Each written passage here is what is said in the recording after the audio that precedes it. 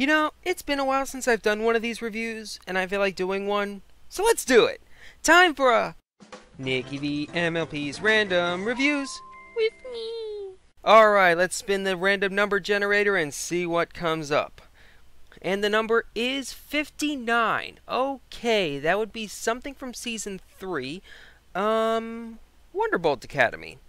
Okay, I got some things I can say about that episode. But before we get into the episode itself, I'd like to talk for a little bit about the writer of this episode, Meriwether Williams. Justifiably or not, Meriwether Williams takes a lot of shit from this fandom, since she arguably has the worst track record of any of the writers on the show, which is kinda surprising when you consider her background. This is the same person who's won 2 Emmys and was nominated for 3 others for her work on Camp Lazlo and Adventure Time. But almost every time she steps up to the plate, she seems to fall flat on her face. And that's not to say the other writers are flawless or anything.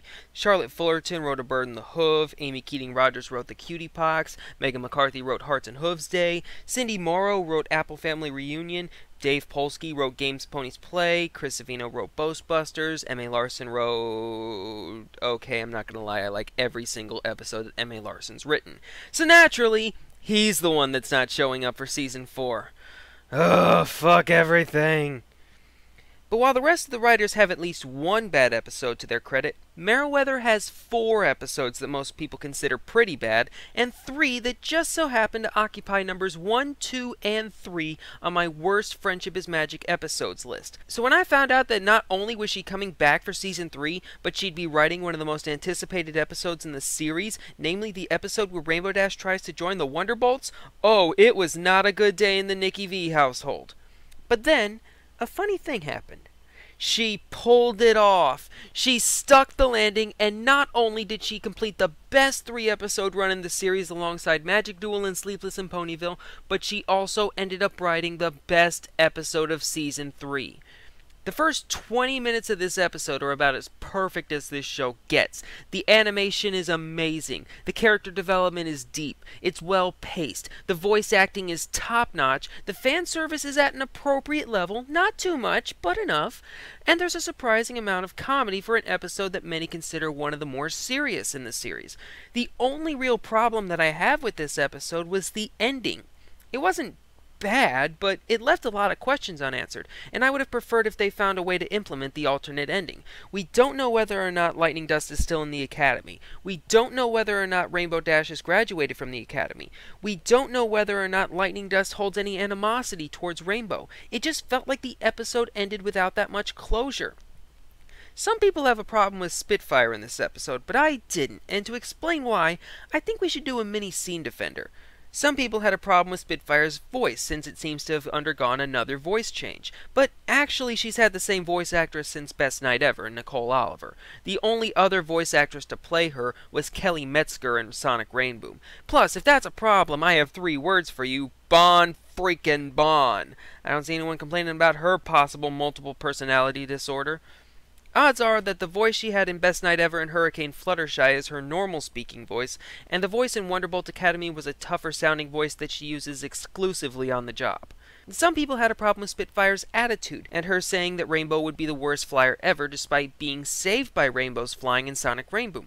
Well, of course she's gonna say that. She's a frickin' drill instructor. It's her job to insult the cadets and make them angry. Besides, if she were to bring up the fact that Rainbow saved her life, don't you think the other cadets would think Rainbow would get preferential treatment? Even if Spitfire were to say she wouldn't, the others would still think that if Rainbow succeeded, it would be because Rainbow saved Spitfire's life. You have to be impartial with a job like Spitfire's and not let on to any prior connection you may have with a certain cadet. Plus, it's not like she totally forgot about Rainbow. See that brief smile right there? She didn't do that for any other pony. She recognized Dashie and knew that she was going to be one of the good ones. Another thing that I've seen some people have a problem with is the fact that the rest of the main 6 shouldn't have showed up at the Academy since it's a live military boot camp, and it's dangerous for civilians to show up unannounced. But the thing is, it's not that dangerous most of the time. It's not dangerous here, or here, or here, or here. In fact, the rest of the main 6 just so happened to show up at the only time when it was dangerous to be there. And it wasn't even because of something the Wonderbolts told her to do. the tornado was Lightning Dust's idea, so the Academy is totally safe to visit, just so long as someone isn't doing something stupid, reckless, or court-martialable. Okay, now that we've talked about the stuff that some people had a problem with regarding this episode, let's get into the good stuff. And believe me, there's plenty of good stuff to be had. Let's start with Lightning Dust, possibly the best thing about this episode. I love Lightning Dust. She serves as a great foil for Rainbow Dash. What we're looking at is Rainbow Dash meeting Rainbow Dash circa somewhere in the middle of Mysterious Ne'er-Do-Well. Lightning Dust is brash, arrogant, and all too eager to make others look bad to make herself look better. Rainbow Dash was those things at one point, and to a lesser degree she still is, but over the course of the series, she's learned to tone it back. She's still competitive and she still wants to be the best, but now she knows how to couple that with being a good teammate, and really, that's half the job of being a Wonderbolt. Half of it is stuff like formations, flight patterns, pyrotechnics, and aerodynamics, but being a good teammate, being able to fly alongside your partners, being able to act as a cohesive unit, and knowing what moves your teammate is going to make before they even do it, that's the other half. Lightning is the best pure flyer there, but Rainbow is the better future Wonderbolt there, because along with being a great flyer, she's also concerned with the well-being of her fellow cadets. Another great thing about this episode is the misdirection it throws at you. The first time I saw Lightning, I thought for sure she was going to be some type of bully. She looks exactly like the kind of character that knew she was the best flyer and wanted you to know that she was the best flyer to an insufferable degree.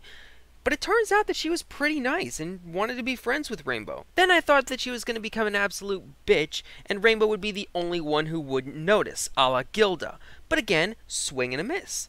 Lightning actually seems to respect Rainbow and knows that she and Rainbow could be unstoppable together. One of the great things about this episode is that Lightning Dust's path to being revealed as a jerk is gradual. She doesn't just show up and start treating ponies like crap. At first, she seems like a pretty nice pony, but as the episode goes on and she starts being more asshole-ish to the other cadets, Rainbow begins to realize what kind of pony Lightning Dust is. But she's not just being an asshole for the sake of being an asshole. She's being an asshole for reasonable purposes. Lightning perceives anyone who can't keep up with her as someone not worth her time, saying, and I quote, "It's not our fault that we're so much better than those other guys. Not every pony is destined to become a Wonderbolt. Only the best of the best, right?"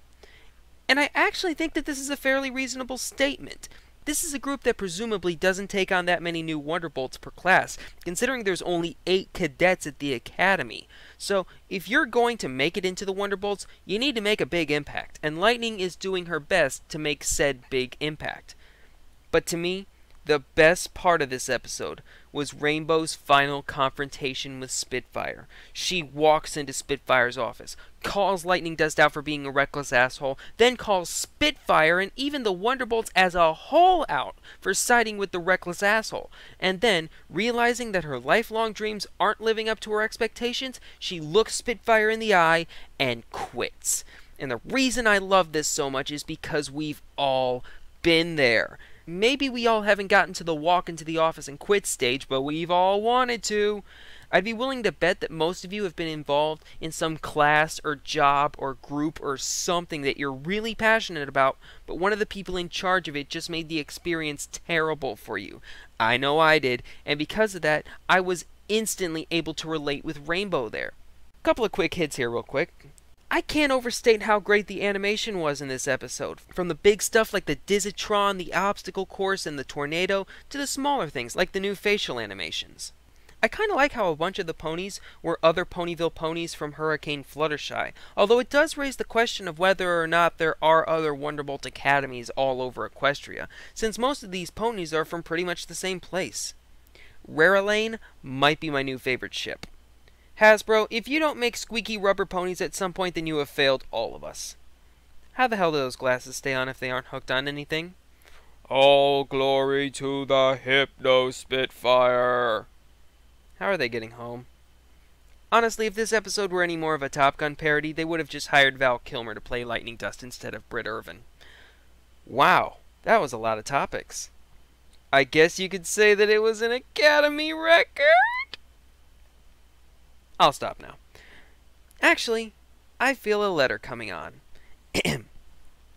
Dear Princess Celestia, sometimes people disappoint you, but you should always be willing to give them another chance. Just because someone's failed to live up to expectations in the past doesn't mean they won't come back to surprise you. After all, people have been known to strike out and then hit a home run the next time they come to the plate. Your loyal subject, NickyvMLP. Oh, and I'll give this episode a 95 out of 100. If the ending would have been a little more coherent, this might have been in the running for best episode in the series, but as it stands, it's the best episode of Season 3 and one of the best in the series. See y'all later.